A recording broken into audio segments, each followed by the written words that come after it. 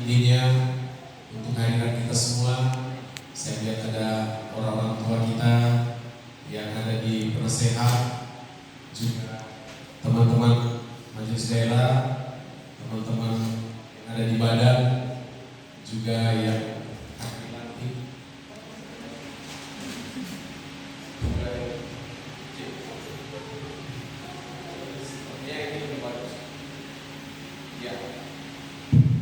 Ya, untuk teman-teman yang mau dilantik di wilayah dan juga di komisi daerah ya, serta di badan juga akan ada penambahan untuk tim kerja.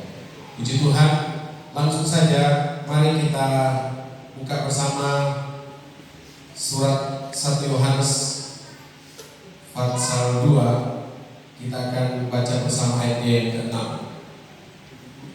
Boleh ditampilkan materi saya. Kita wajib berdiri dan kita baca bersama 1 Yohanes pasal 2 ayatnya yang ke-6. Itu dia ya.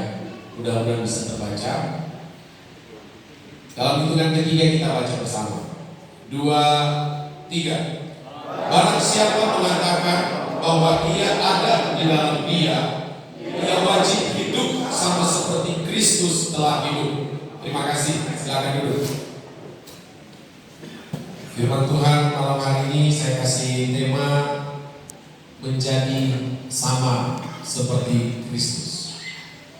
Bapak Ibu yang terkasih, bahwa salah satu tugas utama kita orang percaya adalah menjadi sama seperti Kristus.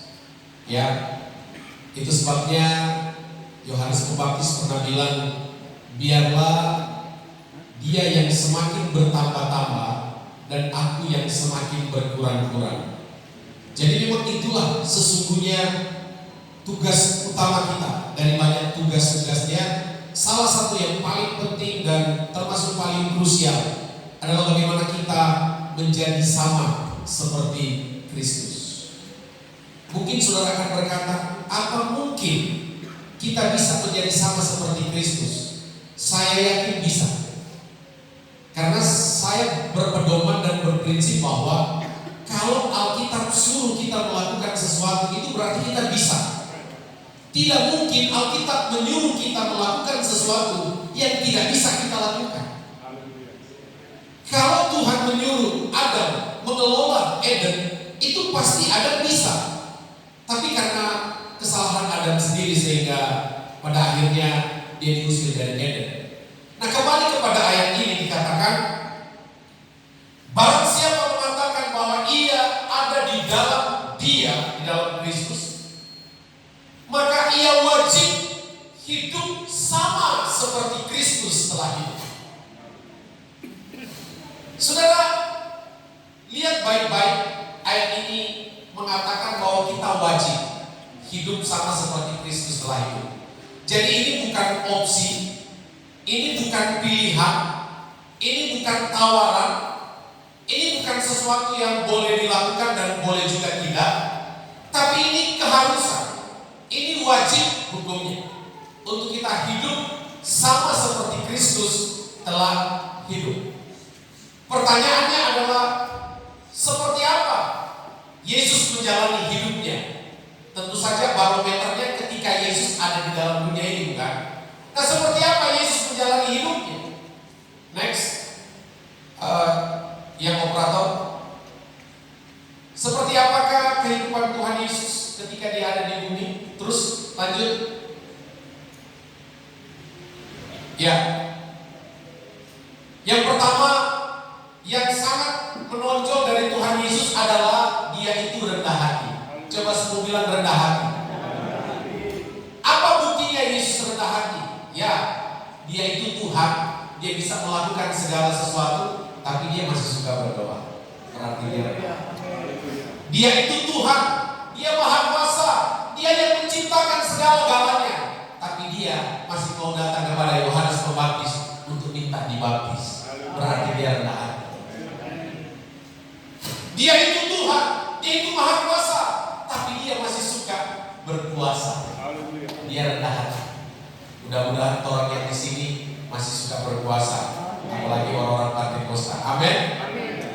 Kalaupun saudara jarang bertobat, mesti intens lagi. Jangan cuma waktu di sekolah Alkitab orang rajin puasa, so gembala besar pun harus berpuasa. Katakan amin. Ya, jadi Yesus itu rendah hati. Kemudian yang kedua, Yesus tunduk pada kehendak Bapa.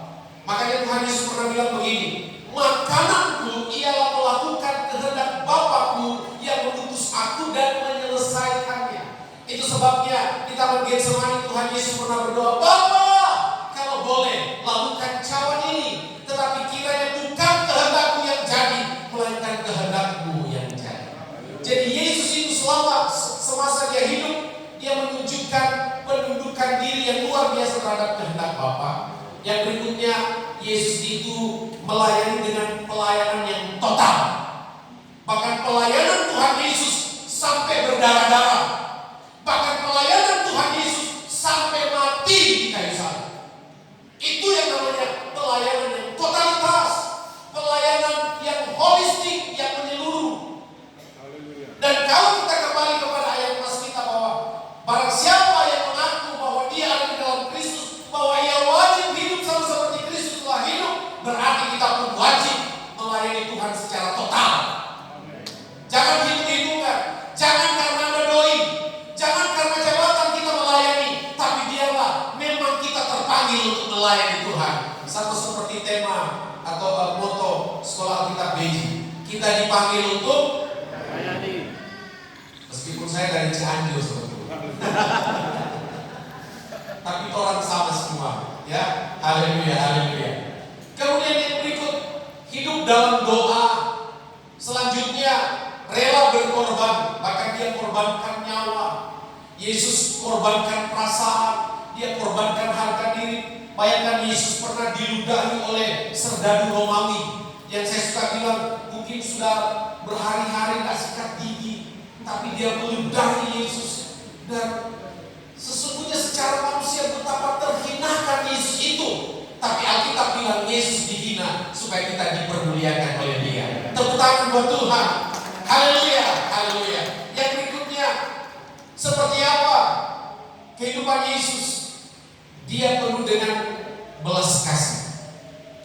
Kalau saudara baca catatan-catatan di dalam Injil tentang perbuatan-perbuatan ajaib Tuhan Yesus, selalu digerakkan oleh belas kasih. Itulah dasar mujizat yang Yesus lakukan, belas kasih. Ya, dan yang terakhir saudara, tapi bukan berarti terakhir buat saya, justru saya baru mau mulai. Seperti apakah kehidupan Tuhan Yesus? Poin saya yang terakhir, Yesus itu penuh dengan pengampunan.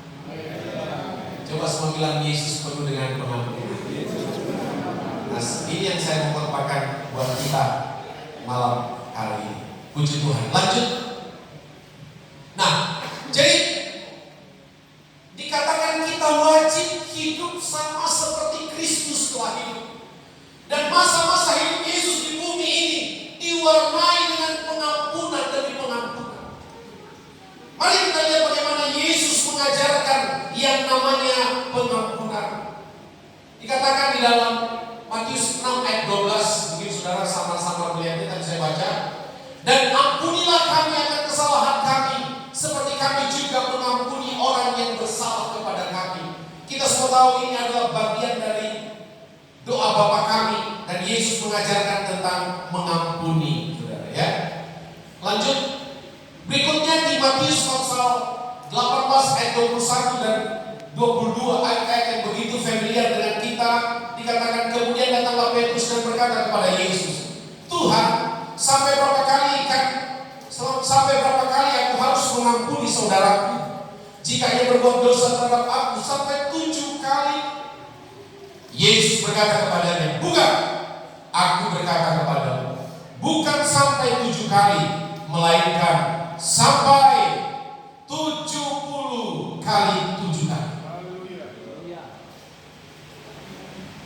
Yang artinya sebetulnya ya, tidak ada ruang untuk kita benci, tidak ada ruang untuk kita dendam. Harusnya yang selalu terekspresi dari hati kita adalah pengampunan, pengampunan, pengampunan. Bahkan saya suka bilang bahwa Kalau kita mengampuni, itu berarti sama dengan terbebasnya seseorang dari penjara. Ya, kalau kita mengampuni, itu berarti terbebasnya seseorang dari penjara, dan orang itu adalah kita sendiri.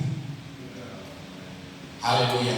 Jadi kalau kita tidak mengampuni, mungkin kita tidak ada di kerobokan, tapi sebetulnya kita terjeruji kalau kita tidak mengampuni. Haleluya. Termasuk, bukankah kita bisa melayani hari ini karena pengampunan Tuhan? Bahwa sesungguhnya kalau melihat siapa kita, saya mungkin berani katakan bahwa tidak ada satupun dari kita yang layak melayani Tuhan kalau bukan karena pengampunan.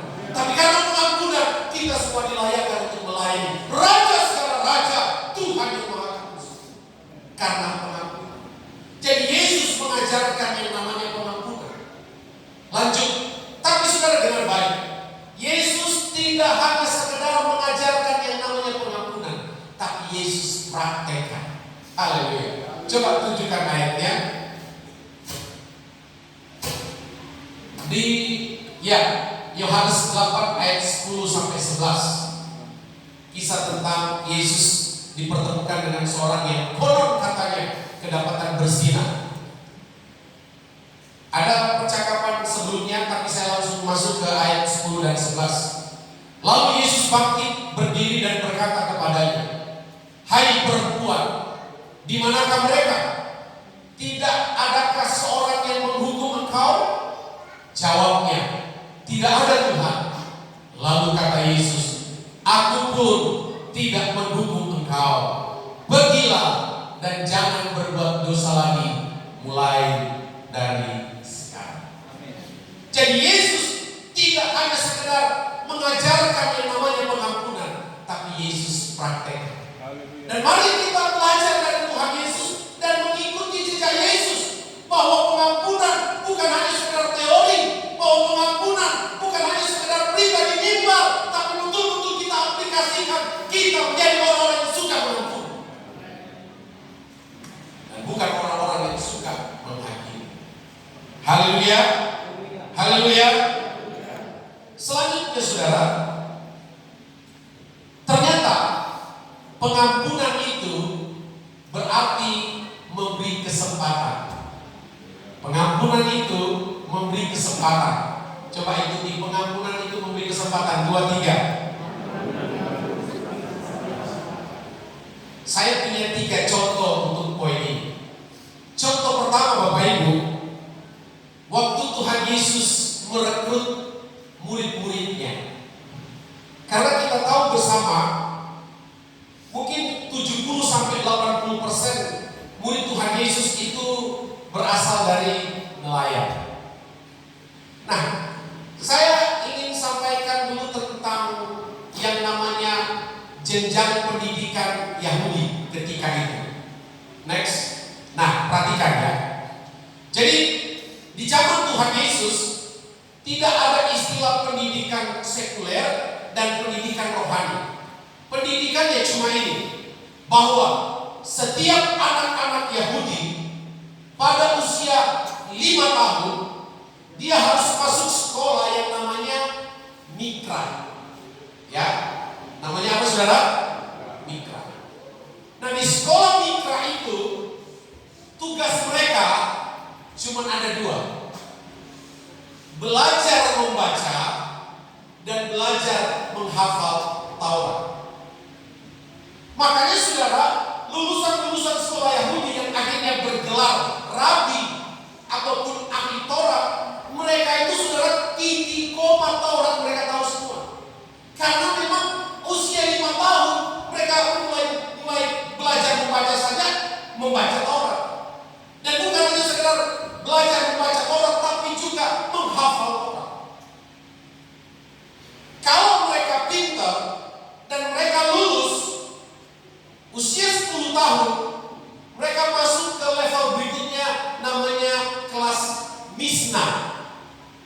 Nah, di kelas Mishnah, saudara, usia 10 tahun, yang mereka pelajari adalah hukum-hukum, baik hukum tertulis maupun hukum lisan, Yudais. Jadi itu yang mereka pelajari tentang hukum-hukum yang ada di Alkitab, hukum lisan namanya, dan juga hukum-hukum secara tidak tertulis, termasuk hukum budaya. Mereka pelajari di kelas Misna. Kalau mereka lulus atau punya kepintaran, orang lama bilang ngasah, gitu ya, pintar saudara. Mereka usia 12 tahun masuk kelas yang namanya Talmud, ya. Nah, setiap anak-anak Yahudi, baik itu pria maupun wanita, 12 tahun, selain dia masuk kelas Talmud, dia juga harus mengikuti yang namanya upacara. Namanya upacara itu adalah bar mitzvah.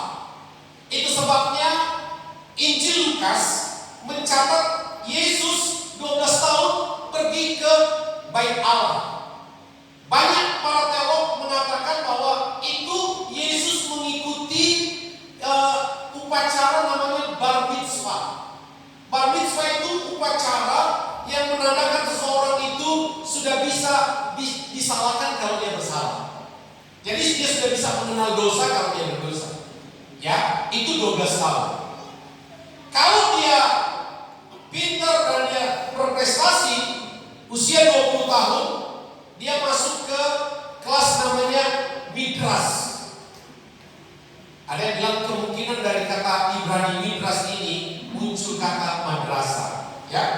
Muncul kata madrasah. Di kelas midras dia mempelajari semua tafsir-tafsir, termasuk tafsiran si A tentang ayat ini apa, tafsiran si B tentang ayat ini apa.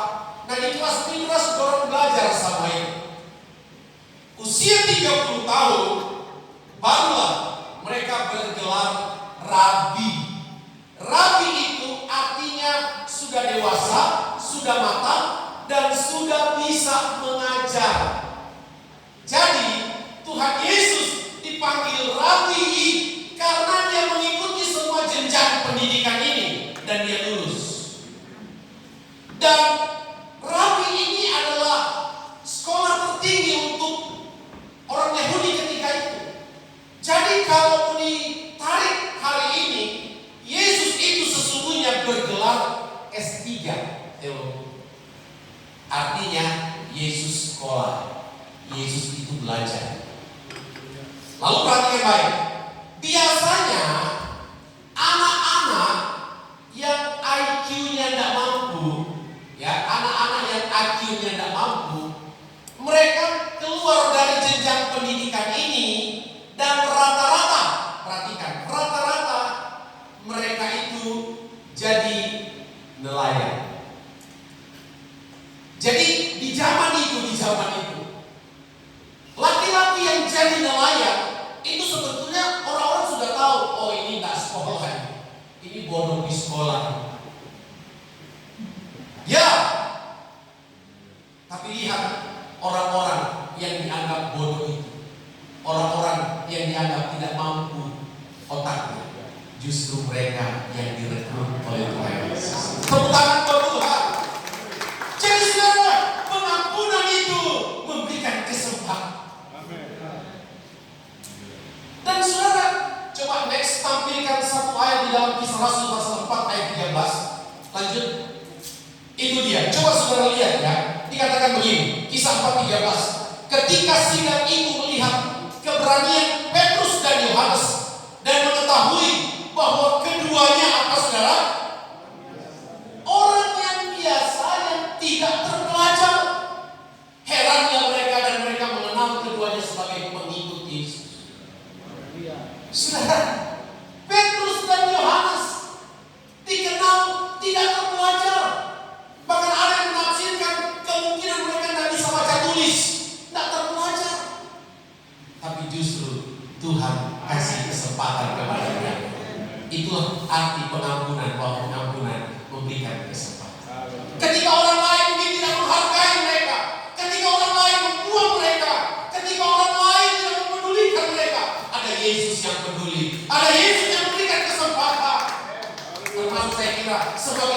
sini kita mendapat kesempatan, dan itu dari sorga. Tepuk tangan buat Tuhan. Haleluya, haleluya, haleluya. Yang berikutnya saudara, bagaimana pengampunan itu memberikan kesempatan, dan salah satu contoh Alkitab kesempatan kepada yang namanya Rasul Paulus. Saudara, kita semua tahu ceritanya bagaimana Paulus dalam perjalanan ke Damsyik. Di tengah jalan Paulus ketemu sinar, lalu singkat kata Paulus jadi buta. Lalu pada akhirnya Paulus dibawa ke rumah dari seorang laki-laki bernama Yudas.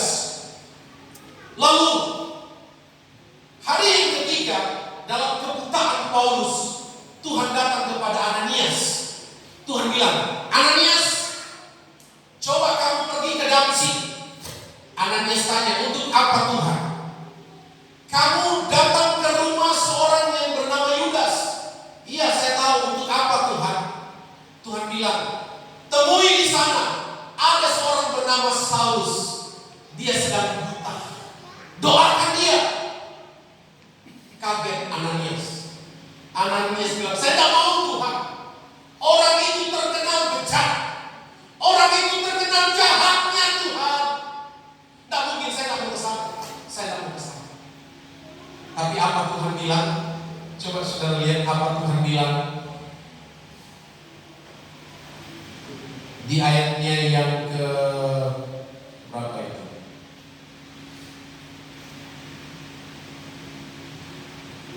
Saya mulai baca, coba di ayatnya yang ke-15 ya. Tetapi firman Tuhan kepadanya, kepada Ananias, pergilah.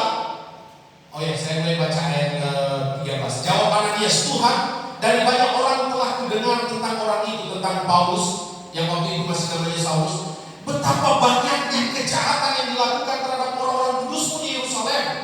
Dan dia datang kemari dengan kuasa penuh dari imam-imam kepala untuk menangkap semua orang yang memanggil namamu.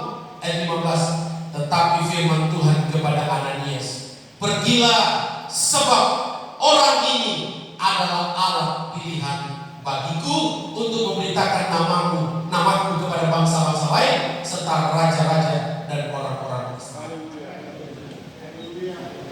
Ananias enggan, Ananias sungkan, dan bahkan Ananias tidak mau pergi ke rumah Yudas untuk mendoakan seorang penjahat besar bernama Saulus. Ananias tidak mau. Tapi Tuhan bilang, apa urusanmu dengan aku Ananias? Kalau aku pilih dia, terus kenapa dengan Tuhan yang pilih Saulus? Kalau Tuhan mau pilih kita, orang mau bilang apa? Tuhan yang pilih, Tuhan yang angkat kita. Dan apa yang kita bisa pelajari dari semuanya ini? Pengampunan. Kalau cuma melihat kejahatan Paulus, aduh kasihan. Ini dia di Antartika sana, biar kena hipotermia di sana. Biar dia hilang segitiga berkuda. Kalau cuma mau kasih ego, orang mau sebagai manusia. Orang jahat, orang bengis, pembunuh. Tapi kalau Tuhan yang pilih, mau bilang pengampunan, memberikan kesempatan. Tepuk tangan buat Tuhan. Satu lagi saudara, satu lagi contoh tentang pengampunan, memberi kesempatan. Bagaimana pengampunan di dalam Kristus Yesus memberikan kesempatan kepada seorang Petrus. Coba semua buka Yohanes pasal 15. Tolong semua buka Yohanes pasal 15.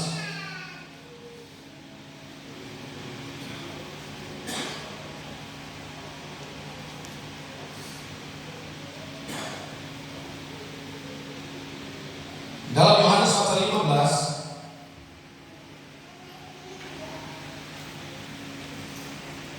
sudah ya.